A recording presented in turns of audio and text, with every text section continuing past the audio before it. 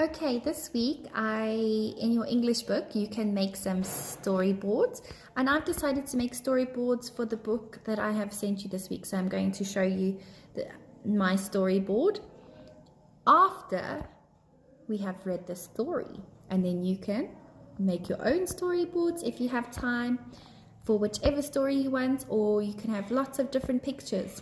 Okay, enjoy! Okay, back to Earth with a Bump. Try reading along with me or reading what I have sent through to Mom and Dad.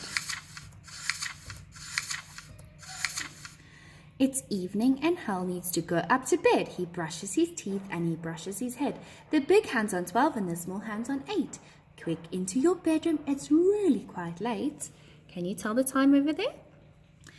Hal closes his curtains and turns out the light. Curls under his blanket and snuggles up tight. But just when he's starting to snuggle and snore, his small bed takes off from the ground with a roar. A whoosh, and it's out of the window they go. His house soon becomes just a dot down below. He soars through the clouds in the dark moonlit sky and straight into space in the blink of an eye.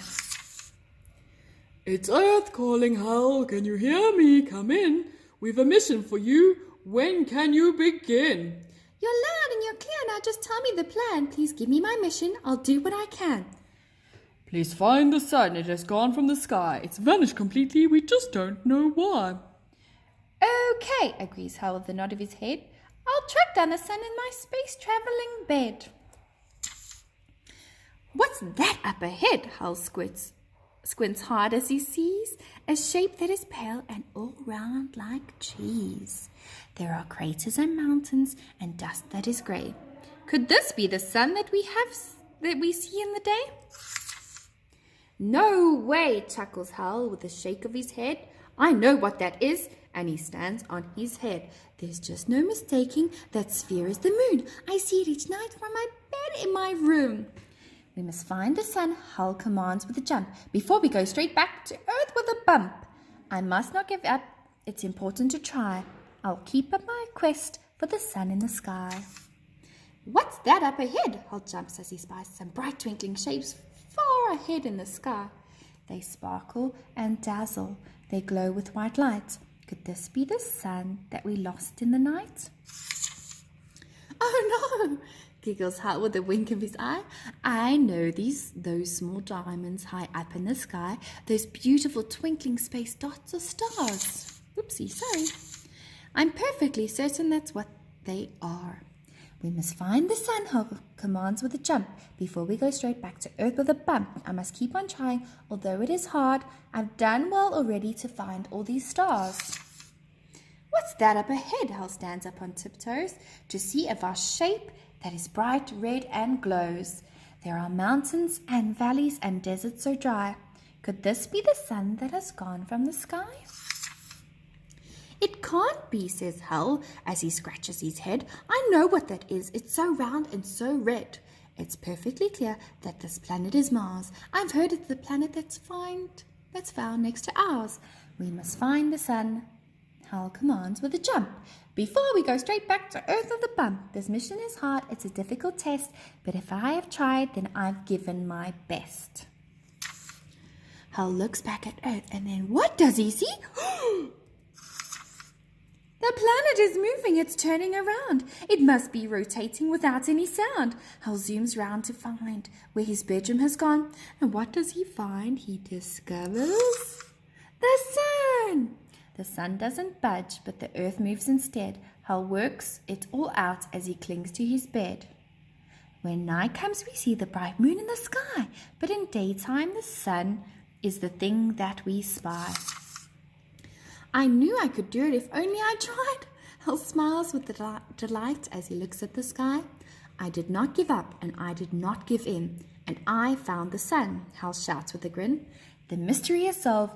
Now his mission's complete. Hal's suddenly tired and in need of some sleep. He soars to his country, his town, then his street, and straight through the window, head first and then feet. And back in his bedroom, he snuggles down tight and drifts off to sleep for the rest of the night. As the sun starts to rise, Hal wakes up with a jump and finally comes back to Earth with a bump.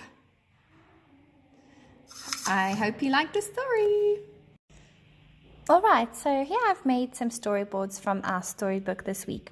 And you guys can do it with different pictures to tell your own story. But this is how it might look. So, one day Ted is feeling very sleepy, so he needs to brush his teeth and brush his hair and go to bed because it's 8 o'clock. There he has his Ted.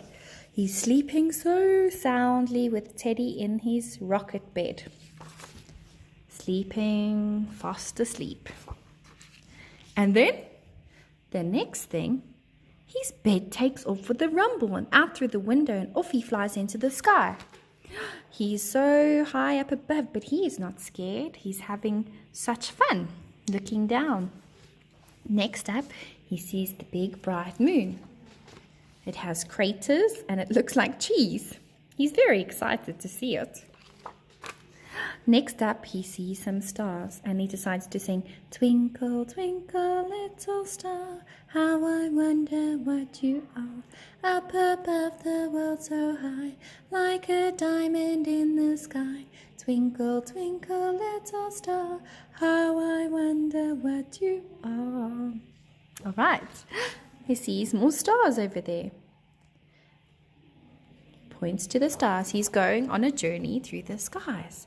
Next up, he sees Mars. Mars is the red planet and is close to Earth, the closest to Earth. There he keeps flying through the sky in his rocket bed. Ooh, he's feeling very surprised. What do you think he's going to see? He sees that the world is turning, the Earth is turning. Oh my goodness me, what's going to happen? Then he sees the sun. The sun is starting to come out. So, night will be turning into day. He realized that as Earth turns, day becomes night and night becomes day. He goes back home and it's ready to sleep again. Good night, Ted.